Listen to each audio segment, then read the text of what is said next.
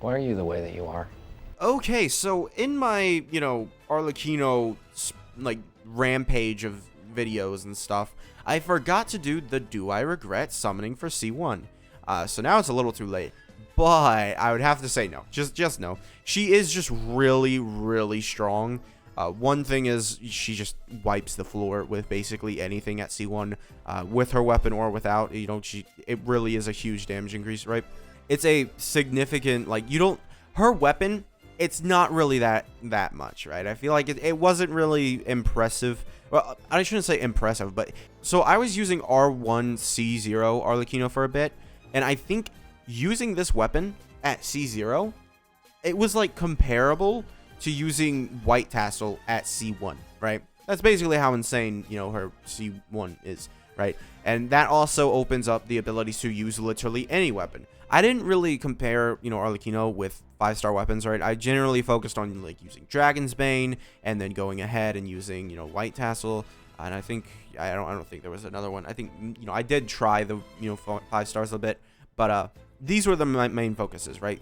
And these were consistently out damaging the weapon, right? And these are also for less summons, right? Because at maximum, you're doing 180 summons for Arlecchino C1 and then like 240 for her weapon, right? Overall, it is just better to summon for a C1 because you save so much and you just get better power increase overall, right? And then not only with the C1 do you get the C1, you also unlock the ability to get her C2. Arlecchino's vertical investment is just insane. Like, I think it's actually just Nevi level. I don't, maybe not. The issue is Nevi's just so strong. Like, I don't think I can say, like, I've heard people say Arlecchino's, better than Nevi, right? I don't think I can say that, right? I think Alhaitham and Nevi are probably stronger than Arlecchino, but in terms of, these on-field DPSs, I'm thinking Arlecchino is like the third best, right? You tripping, bro. You tripping. Especially when I compare characters, I'm looking at their C1, if it gives them a power increase, bigger than their weapon, or their weapon, depending if, they give power increase bigger than their C1, right? That's the way I view characters. Like, if you like a character, you're going to most likely willingly invest more into that character. I feel like it's just a better move because it increases the longevity of your character, depending on power creep, right? Because, I mean, my Ito, he lasted till, like, basically 4.0.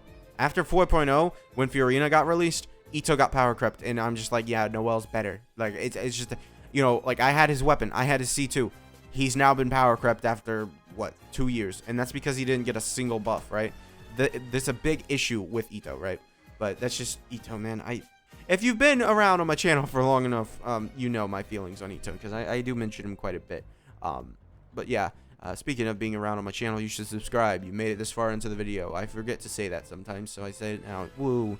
Yeah, you get to unlock the C2 after C1, right? That's basically, it is really good, right? Because one thing is, people will say, Arlecchino squishy, even though she's not. And I just recorded a video, or I didn't just record a video, but I uploaded a video yesterday, or today for me, but yesterday for you guys, where Arlecchino was, killed because of reactions. So it's so insignificant because you literally cannot replicate that with Liam in Spiral Abyss at all, right? Where it actually matters if you die, you can't replicate it in Spiral Abyss at all, right? It's just something I wish people would look at and just, know, like, hey, this is an aberration. This is not Arlecchino being squishy. Now that I've gone on my tangent to, talk about why she's not squishy, and I, have to keep saying that because people will still keep saying she's squishy, even though I made a 37-minute video, taking her into a whole bunch of teams, died 3 times, I think, and 3 times out of 3, it was my fault, and I could have prevented it very easily. One, I literally walked into an attack when she was low health instead of using her burst. Whether I had her burst up, I don't remember, but I just walked into the attack either way, because I was completely safe, and I actually just walked into the attack. It's not even like oh, I was just playing and, sprinting around. No, I legitimately walked towards the enemy and walked into his spraying attack. It is a very dumb death. One thing is, this gives you a load of elemental res and physical res, which basically is going to make her invincible, because let me explain how res works and how it's going to combine with Xingqiao. So let's assume that you're running her with Bennett. So you're going to have 3,000 attack, right? you're going to have 3000 attack very easily. So you're going to have her maxed out Hydra res 20% here. So you're going to have the 20% res from this, right? If you have C2. So she's going to have 40% res already. And if we go over to Xingqiu and we look, he gives her 29%, because if we level this up, I might just do this. Nah. But if we level this up, he basically gives her 29% res, and that's not just it. So she's at 69%, right? But then 20% of his Hydra damage bonus can be converted. What? Will be converted to additional damage reduction. Now, 20% of his Hydra damage bonus, not exactly insane. But he does have 66%, right? So, I don't know, what, 66 times 0.2, right? 13? If it's 13, dude, she has like 80% damage reduction. That would be insane.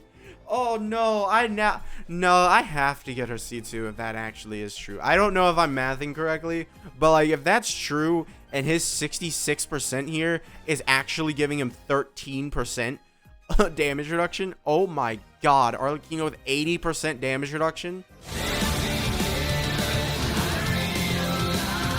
One thing I'll address now is this doesn't give her any defensive, like it does, but like it's interruption resistance, which you can get from Xingqiu, Zhongli, literally any shielder. It's not that huge of an issue, especially since even with C1, what I do is I run Zhongli. Even with C1, what I do is I run Xingqiu. Not Shangling. Well, I do run Shangling sometimes, depending if I care. But what I do is I run her with Xingqiu, which gives her interruption resistance. So actually, this doesn't even matter, because the characters I want to run Arlecchino with is literally the characters that I just want to run Arlecchino with. And the reason why I run Zhongli with her, even though I like say she's not squishy, is because it's not fun to take damage just at all. It's just a thing. I'll use Zhongli with literally every character. I use them with Zhao. I use them with, you know, Risley, right? Well, Risley, he needs the interruption resistance, but you know, that's besides the point. I used them with Ayaka, so it's not exactly an aberration for me to use, you know, Zhongli with characters that really don't need them. I just don't like ever having the, you know, possibility of being low health, you know, especially with, you know, Arlecchino. She doesn't want to be low health because you don't want to use her burst, but it doesn't really matter. It doesn't. You know, you could use her burst. It's like a couple seconds, right? I think basically I've summed it up. Like, you just get so much value out of her C1. You get so much power. It's just actually, it's not even comparable. I really don't. Like, if you have Arlecchino C1, I mean, I would encourage you to honestly get that C2. Because the 80% damage reduction, no matter what character it's on, that's going to be fun. If you can just sit there and like, just take hits, 80% damage reduction. I don't think you guys realize how insane that's going to be. I actually now I'm gonna be sad forever because I need that C1 or C2 Arlecchino. I'm actually sad that I just didn't keep summoning. Although, depending on your beliefs and luck and whatever, I would have failed 50-50, you know. Anyways, so yeah. So that's gonna be it for this video. Make sure to subscribe, and I will see you guys next time. Bye.